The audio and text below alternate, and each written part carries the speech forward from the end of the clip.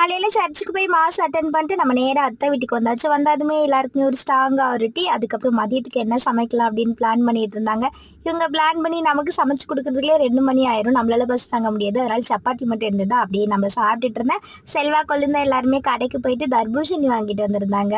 அப்புறம் இன்னைக்கு Sunday special நம்ம வீட்டில் மட்டன் பிரியாணி தான். செல்வா போய் மட்டன் வாங்கிட்டு வந்தானா அதுக்கு வேண்டிய தக்காளி வெங்காயம் எல்லாமே கட் பண்ணி வச்சுட்டு இருந்தா நம்ம மாஸ்டர் சமைக்க ஸ்டார்ட் பண்ணிட்டாரு. போன வாரம் சண்டே செல்வா அத்தை வீட்டில் பிரியாணி தான் செஞ்சு சாப்பிட்டாங்க. நான் ஊரில் இருந்தேன். அப்போ ஃபோன் பண்ணி சொன்னால் உனக்கு ரொம்ப மிஸ் பண்ணேன் பாப்பா, நீ கைக்குலையும் கால்குலையும் திணிச்சிட்டே இருப்பியா, நீ இல்லாமல் எனக்கு கஷ்டமாக இருந்தது அப்படின்னு. நம்ம இல்லையா தையா நம்ம புருஷன் வரலுக்கு நம்ம அருமை தெரியுது. ஒரு பக்கம் தயிர் வெங்காயம் ரெடி ஆயிடுச்சு. அதை எடுத்து ஃப்ரிட்ஜில் வச்சுட்டு அப்படியே பிரியாணிக்கு தம் போட்டு கரெக்டாக ஒரு 25 நிமிஷம் கதை ஏசிட்டு இருந்தோம். அதுக்கப்புறம் ஓப்பன் பண்ணியாச்சு. தம் போடும்போது வாழையில வச்சு போட்டோம்னா வச்சுக்கோங்களேன் நல்லா வாசனையாகவும் இருக்கும். அது மட்டும் இல்லாமல் அந்த வேர்வை தண்ணி வந்து உள்ள ரைஸில் விழுகாது, மேலாப்பில் தான் இருக்கும்.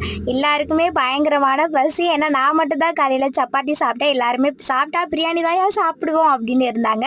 டக்கு டக்குன்னு எல்லாத்தையுமே எடுத்து வச்சுட்டு சாப்பிட்டாச்சு. எப்போது மாதிரி செம்ம டேஸ்ட்டாக இருந்தது. இது மட்டும் இல்லாமல் எல்லாருமே ஒன்றா சாப்பிட்டாலே ஒரு மாதிரி ஹாப்பியாக தானே இருக்கும். அப்படியே ஜூஸ் குடிச்சிட்டு உட்காந்துருந்தா அத்தை ஐஸ்கிரீம் கொடுத்து விட்டுருந்தாங்களா, அதை சாப்பிடவே முடியல. சாப்பிடாம சாப்பிட்டுட்டு இருந்தா குழந்தை அதுக்குள்ளேயும் தர்பூசணி கட் பண்ணி எல்லாருக்குமே கொடுத்துட்டா.